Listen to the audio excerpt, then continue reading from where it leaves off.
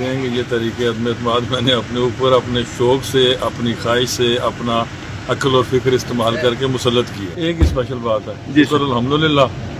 और नए आने वालों के लिए नेक जज्बात अल्लाह ताला ने कामयाब करे। सर जा रहे हैं मुजफ्फराबाद असम्बली इजलास में शिरकत के लिए? जी मुजफ्फराबाद।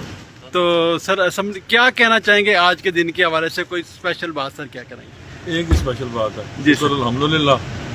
और नए आने वालों के लिए नेक जज्बात अल्लाह ताला ने कामयाब करे। सर कोई परेशानी है कोई आज, क्योंकि आप बड़ा होता है वज़ारत उज़्मा, जिससे आज आप अगर जम्मू ये तहरीक अदम-ए-एतमाद पर रायशुमारी कामयाब हो जाती है तो आप आज इस वजह से सबकदोश हो जाएंगे और नए आएंगे वज़ीर-ए-आज़म?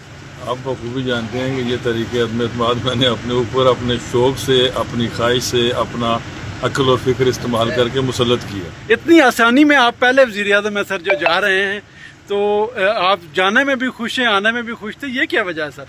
जाने वाले तो परेशान होते हैं सर। आने में मैंने दुआ की थी कि अल्लाह ताला को 6 माह दे तो मखलूक की खिदमत की जाए। अल्लाह ताला ने तकरीबन 2 साल 6 माह से ज़्यादा का वक्त दिया। और जाने की खुशी ये है कि शायद जाने का इरादा मैंने 6 माह पहले किया था। आज आज़ादी का दिन है तो इसे मैं क्यों सेलिब्रेट ना करूँ। बहुत शुक्रिया सर, थैंक यू।